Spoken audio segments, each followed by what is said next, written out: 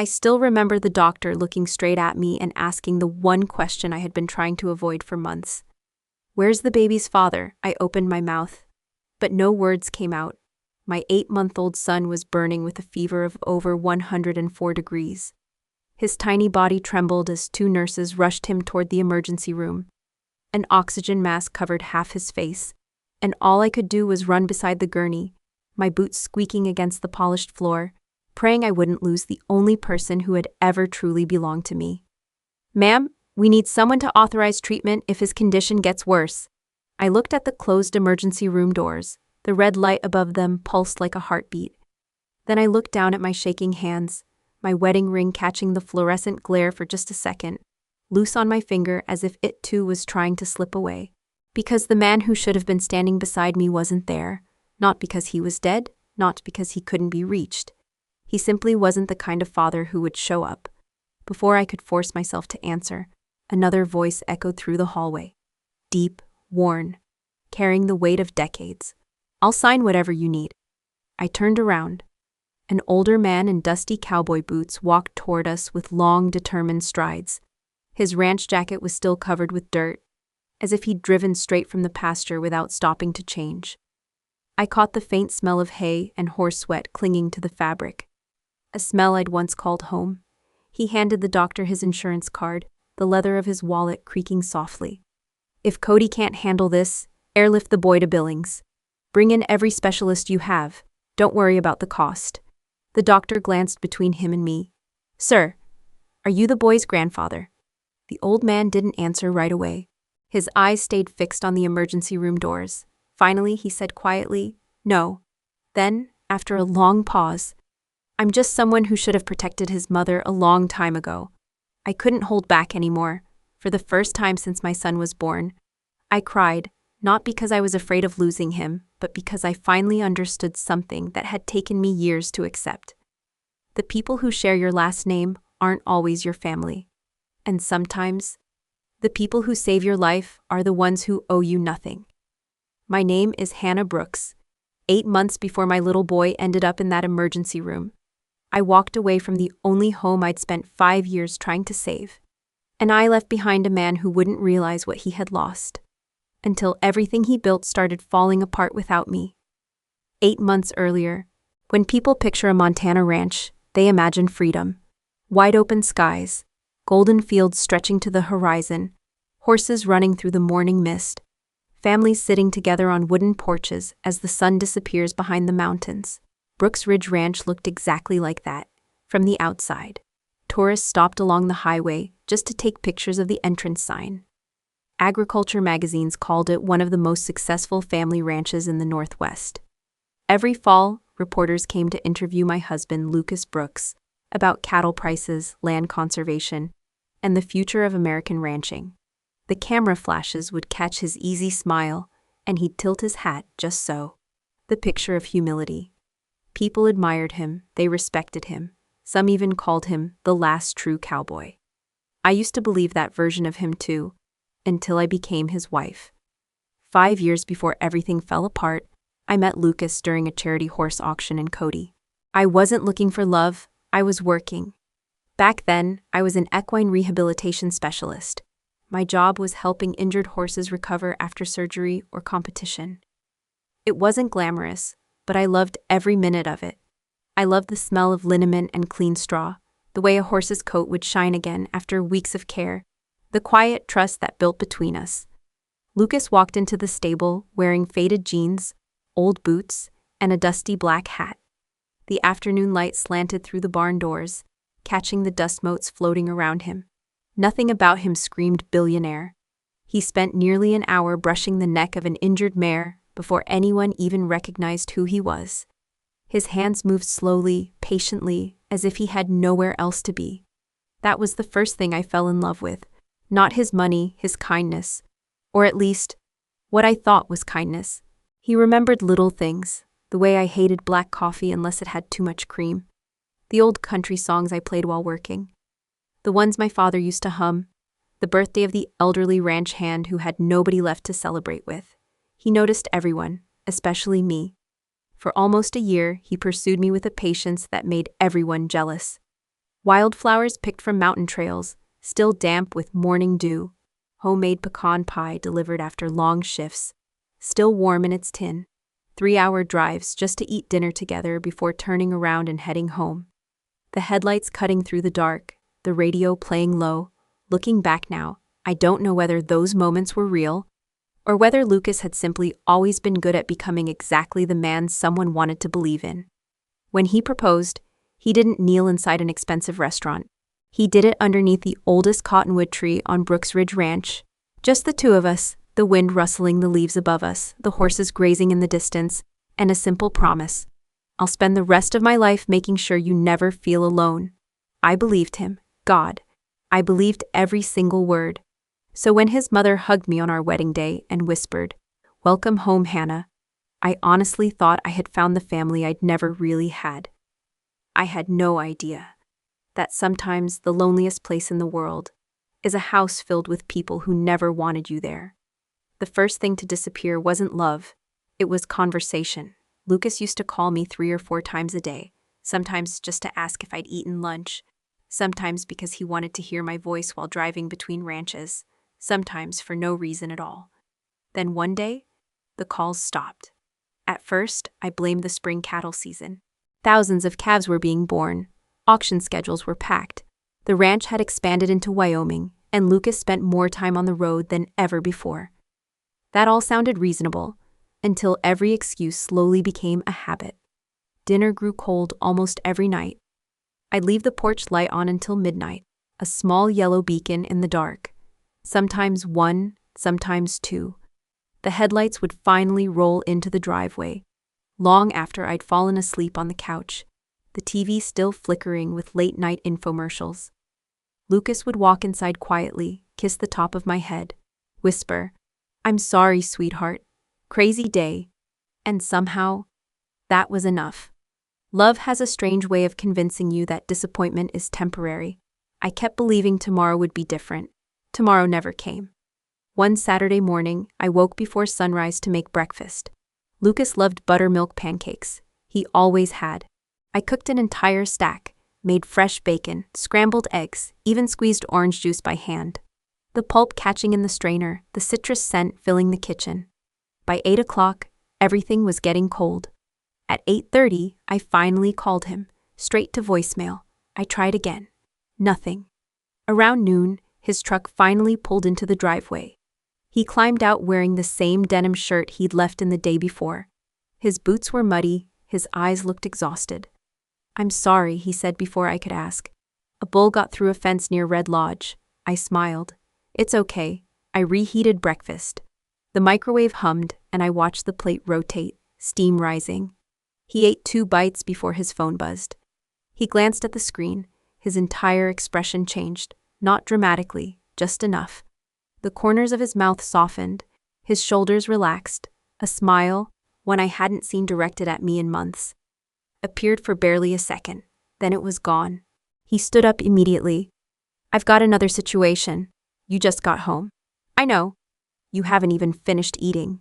He picked up his truck keys. "I'll make it up to you." The front door closed before I could answer. I stood there, looking at 2 untouched pancakes slowly turning cold for the second time. The syrup had congealed on the plate. Pregnancy should have been the happiest season of my life. Instead, I spent most of it alone. Lucas never missed a payment, never forgot a bill. He bought every crib, stroller, blanket, and baby monitor money could buy. Anyone looking from the outside would have called him a wonderful husband. But love isn't measured by receipts. Sometimes, the one thing a woman needs most is simply someone sitting beside her while she cries for no reason at all. Money can't do that. One afternoon, my obstetrician asked if my husband would be joining the ultrasound appointment. "I'm sure he'll try," I answered. He didn't. Another emergency, another meeting, another apology waiting on my voicemail. The technician turned the monitor toward me. "There he is." My little boy stretched one tiny arm as if waving at the screen, a small flickering silhouette against the gray static. I laughed, then I cried. Because his father wasn't there to see the very first hello his son ever gave the world. The people around us noticed long before I did. Our housekeeper stopped asking what time Mr. Brooks would be home. The ranch cook quietly packed leftovers into containers without saying a word. Even old Ben, the foreman who had worked for the Brooks family for nearly 40 years, started lingering outside the kitchen whenever Lucas was away. One evening, he finally spoke. "You doing all right, Miss Hannah?" I smiled. "I'm fine." He studied my face for a long moment, his eyes crinkling with concern, then sighed. "You remind me of my late wife." I laughed softly. "Is that supposed to make me feel better?" "No." He looked toward the barn before saying something that stayed with me for the rest of my life. "The loneliest women I've ever met weren't widows. They were wives waiting for men who stopped coming home." I wanted to believe Lucas wasn't one of those men. I fought that thought every single day, until the afternoon everything changed. I had made homemade beef stew, because rain was coming, and Lucas always said it tasted better on stormy days. The pot was still simmering, the rich aroma filling the kitchen, when I realized I'd forgotten fresh bread. The bakery in town was only 15 minutes away. I grabbed my truck keys. It started raining halfway there, fat drops hitting the windshield, the wipers scraping back and forth. As I pulled into Main Street, I noticed Lucas's pickup parked outside the Silver Spur Cafe. I smiled without thinking. Maybe, for once, we could have lunch together. I parked across the street. Rain tapped softly against my windshield, blurring the neon cafe sign. Then the cafe door opened. Lucas walked out. He wasn't alone. A young blonde woman stepped beside him. She reached up, straightened the collar of his jacket, and Lucas didn't stop her. He smiled, the same smile I had been waiting months to see. Then, he opened the passenger door of his truck for her, exactly the way he used to do for me. I sat there, unable to breathe. The rain streaked down the glass, distorting everything. The bread, the stew, the storm, everything disappeared. Because in that single moment, I finally stopped lying to myself. I didn't confront Lucas. Not that day, not even the next. I convinced myself there had to be an explanation. Maybe she was a client, maybe she was an investor. Maybe I had walked into the middle of a conversation and imagined the rest. When someone has loved another person for years, the heart becomes incredibly creative at protecting itself. So I said nothing, and Lucas never realized I'd seen him. For a little while, things almost felt normal again, almost. He started coming home earlier. He even asked how the baby was doing. One evening, he placed his hand on my stomach. Our son kicked so hard that it startled him. A sudden, powerful thump against his palm. A genuine smile spread across his face. "He's strong. He gets that from his dad." He chuckled. "I hope he gets your patience instead." For one dangerous moment, I believed we still had a chance. 3 weeks later, we attended Brooks Ridge Ranch's annual Founders Banquet. It was the biggest event of the year. Politicians, bankers, cattle buyers, local reporters. Nearly everyone who mattered in Montana's ranching industry showed up. The ballroom glittered with chandeliers, the tables draped in white linen, silverware gleaming under the warm light.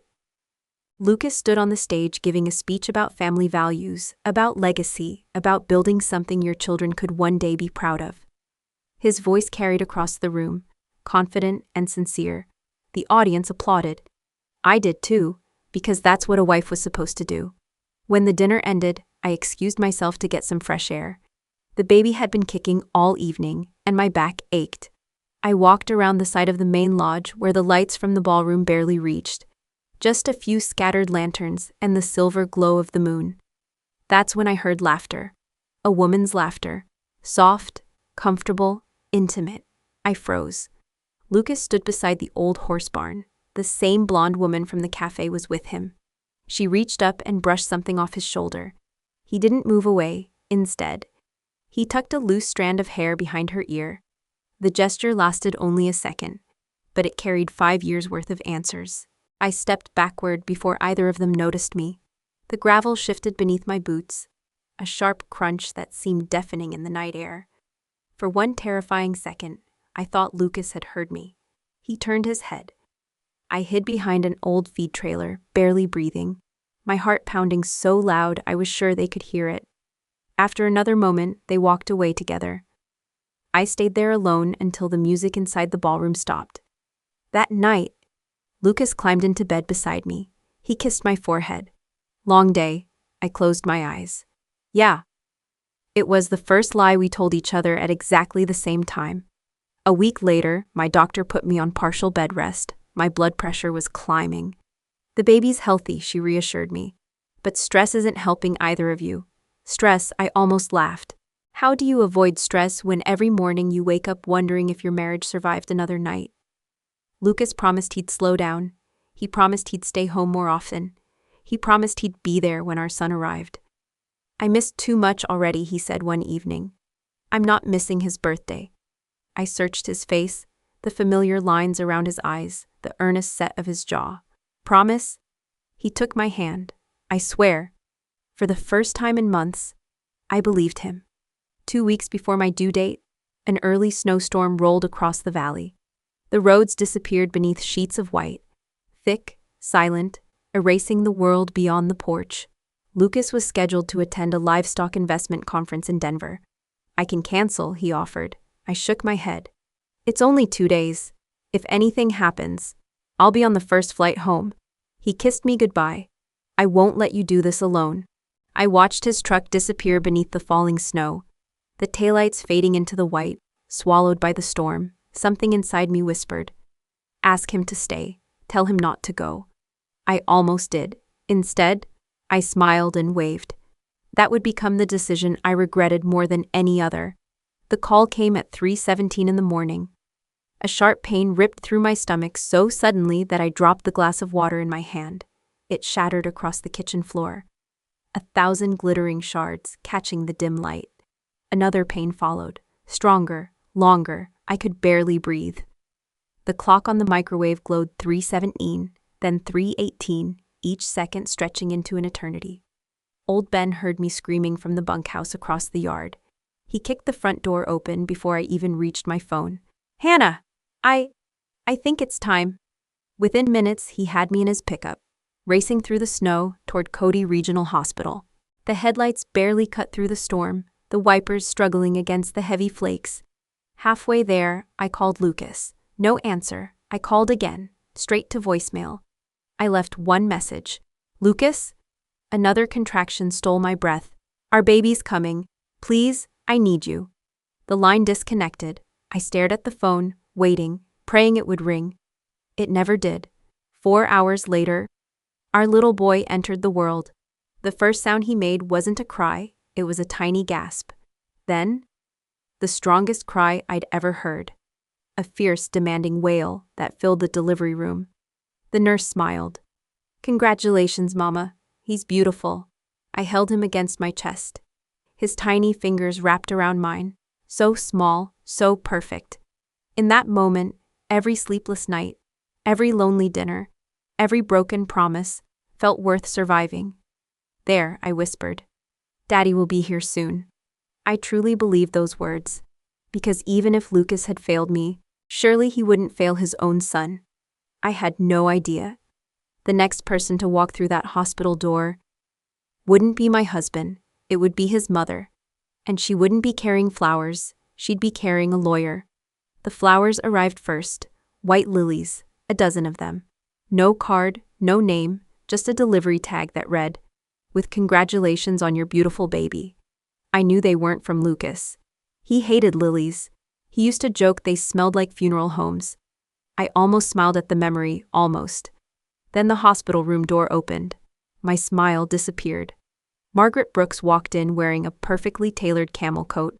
Her pearl earrings caught the afternoon light as they swung gently. Behind her came a man carrying a leather briefcase. Gray suit, expensive watch, no flowers, no smile, no warmth. Margaret glanced at my sleeping son before looking back at me. So, you finally had a boy. Not how are you, not congratulations, not even how's the baby, just, you finally had a boy. I pulled the blanket a little higher over my son's tiny body, the white cotton soft against his skin. Lucas didn't come. It wasn't a question. Margaret removed her gloves one finger at a time, the leather snapping softly. He's busy. I laughed quietly. Busy, that word again.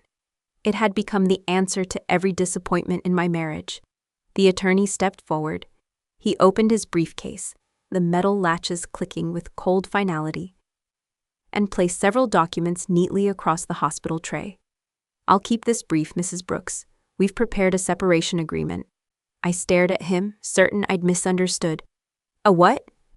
"A legal separation," Margaret folded her hands. "It'll be easier for everyone." The room suddenly felt smaller. The walls seemed to close in. I looked from the papers, to the lawyer, back to my mother-in-law. "I gave birth yesterday. I know, I'm still recovering. I know. My son is barely 24 hours old. I know." Every answer came without emotion, as though we were discussing cattle prices. Not a marriage, not a family, not a newborn child sleeping 3 feet away. The attorney cleared his throat. "The Brooks family is prepared to provide a financial settlement." He slid a cashier's check toward me, $50,000. I actually laughed. Not because it was funny, because my mind couldn't process what my eyes were seeing. 5 years of marriage, 1 child, 1 signature, 1 check. That was apparently what my life was worth. Margaret finally spoke again. "You'll be comfortable." Comfortable. I looked around the hospital room. The IV attached to my arm, the pain medication slowly dripping, the bassinet beside my bed. Nothing about this moment felt comfortable. "I want to talk to Lucas." Margaret didn't hesitate. "That won't be necessary." "It is necessary. He agrees with everything." "No," I shook my head. "I want to hear him say it." Silence. Then Margaret leaned closer, her perfume, something floral and expensive, filling the air between us. "Hannah, my son has responsibilities. Bigger responsibilities than this." I looked down at my baby. "This?" She didn't even say his name. She called him this. Something inside me cracked. "You mean your grandson?" She sighed impatiently. "I mean the child who'll someday inherit Brooks Ridge Ranch." There it was, the truth. Not a grandson, not a baby, an heir, a last name, a bloodline, an asset. Nothing more. The attorney pointed toward another paragraph. "The ranch will assume full financial responsibility for the child's upbringing. You'll receive scheduled visitation." I frowned. Visitation? As his mother. I stared at him. "I'm his mother. You don't schedule motherhood." Margaret's voice hardened. "Don't make this difficult. You'll never be able to raise him alone. You have no family, no money, no ranch, no future." I slowly looked up. "You really believe that?" "I know that." For the first time since she'd entered the room, I wasn't afraid of her anymore. I was simply tired. Tired of apologizing, tired of waiting, tired of hoping people would suddenly become kinder than they'd ever been. I pushed the papers back across the tray. The sound of paper sliding against metal sharp in the quiet room. "No." Margaret blinked. "What did you say?" "I said no." The attorney adjusted his glasses. "Mrs. Brooks, I strongly recommend." "I don't care what you recommend." I looked directly at Margaret. "If Lucas wants to end this marriage, he can come here himself. He can stand beside the woman who nearly died giving birth to his son. Look me in the eye. And tell me we're over. Until then, I'm not signing anything."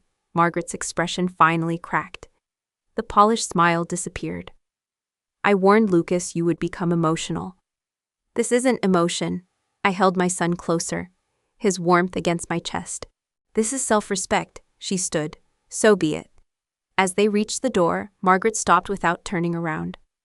"Oh, I almost forgot." She looked over one shoulder. "Lucas is attending the Western Ranch Investment Gala in Denver tonight. He'll probably be unavailable." Then they walked out, the door clicking shut. I sat there motionless. The gala, not an accident, not a delayed flight, not a storm. He had known. He had chosen. My son stirred softly in his sleep. Tiny fingers wrapped around mine. I bent over and kissed his forehead, his skin warm and soft. "I'm here. I'll always be here." The tears finally came, not loud, not dramatic, just quiet. The kind of tears that fall when hope quietly dies. I checked out of the hospital 3 days later. No one from Brooks Ridge Ranch came. Not Lucas, not Margaret, not even a driver. Old Ben insisted on picking me up. He loaded my suitcase into his pickup without saying much. Halfway back to the ranch, he suddenly pulled onto a gravel road instead. "Ben, we're making one stop." "Where?" "You'll see." 20 minutes later, we arrived at a weathered ranch house, sitting alone beneath a line of cottonwood trees. Their bare branches reached toward the gray sky. An old pickup truck was parked outside. Before Ben could knock, the front door opened. The same older man from the hospital stepped outside. Dusty cowboy boots, dark canvas jacket, calm eyes, the man who had signed for my son's surgery. He smiled gently. "I've been waiting for you, Hannah," I frowned. "We've met twice, but I still don't know your name." He took off his hat. "My name's Walter Hayes, and I owe your parents an apology that's 26 years overdue." I felt my heart stop. "My parents?" Walter nodded slowly. "Come inside. It's time you finally learned where you really came from." Walter Hayes didn't speak for several minutes. He simply poured 2 cups of coffee, the dark liquid steaming in the quiet kitchen, and placed one in front of me. The old ranch house smelled of cedar wood and fresh bread. Family photographs covered almost every wall. None of the faces looked familiar. Except one. I froze. The woman standing beside Walter in an old faded photograph looked exactly like me. Same eyes, same smile, same tiny scar above her left eyebrow. A mark I'd always wondered about.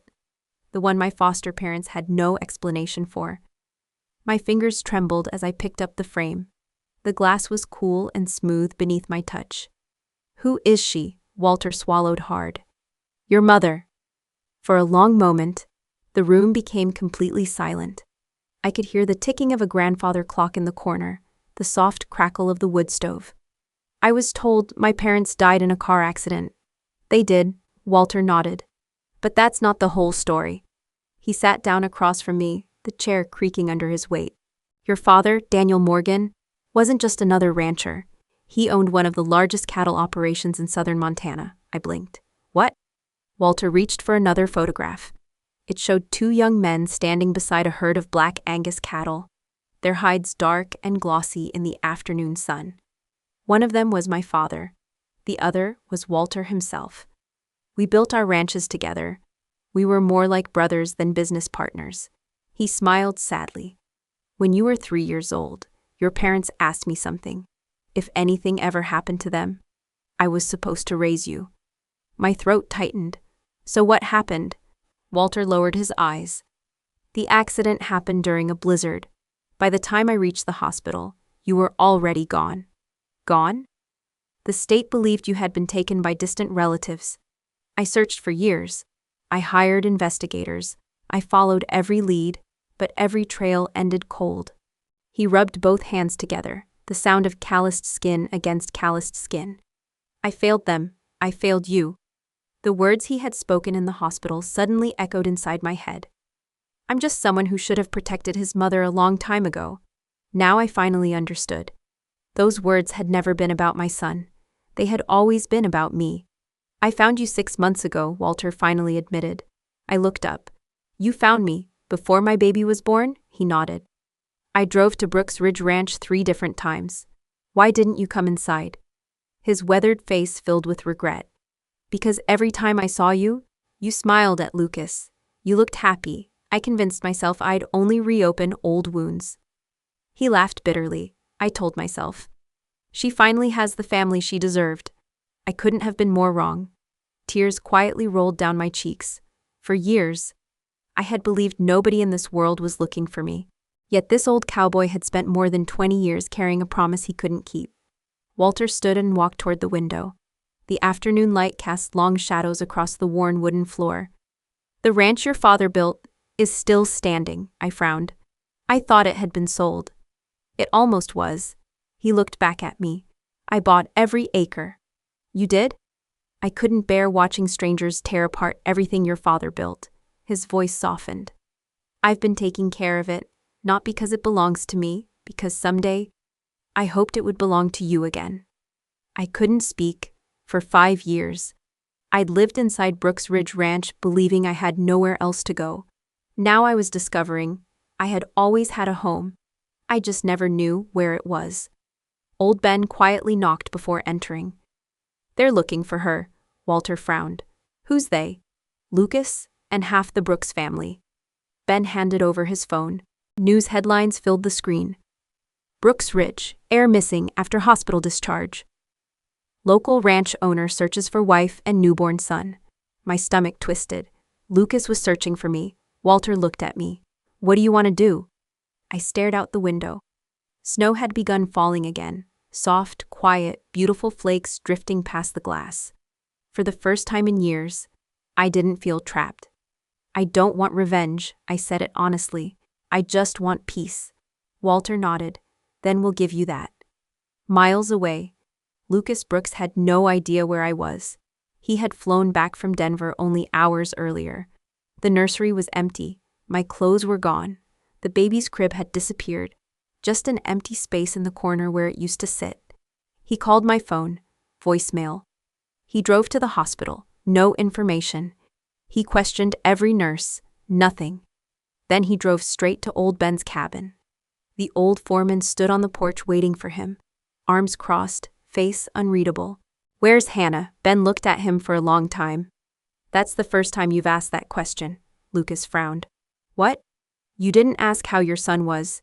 You didn't ask if Hannah survived childbirth. You asked where she is. Lucas opened his mouth, but nothing came out. Ben stepped closer. I watched that girl love you for 5 years. I watched her wait on that porch almost every night. The light on, dinner cold, hope fading. I watched her defend you, even after everyone else stopped. His voice grew harder. And you still left her alone. Lucas lowered his eyes. I made a mistake. Ben shook his head. No, you made a choice. And choices have consequences. He turned around. Before walking back inside, he said one final sentence. When Hannah needed a husband, you were somewhere else. Now that you need your wife, she finally is too. The cabin door closed. The wooden latch clicked into place. Lucas remained standing in the snow, alone. The cold seeped through his boots, but he didn't move. For the first time, he realized something terrifying. He didn't know where his wife lived. He didn't know where his son slept. He didn't even know whether they were safe. And somewhere deep inside, the fear he'd forced Hannah to live with for years had finally become his own. Lucas didn't stop looking. Not after a week, not after a month, not even after the divorce papers arrived. He searched every town within 300 miles. He hired private investigators. He called hospitals, churches, schools, even the tiny diners Hannah used to love. The ones where she'd order the same blueberry pie every time. Every lead ended the same way. Too late, wrong place, gone. One afternoon, 6 weeks after Hannah disappeared, a certified envelope arrived at Brooks Ridge Ranch. Lucas opened it with trembling hands. Inside was a single document. Petition for dissolution of marriage, already signed, already notarized.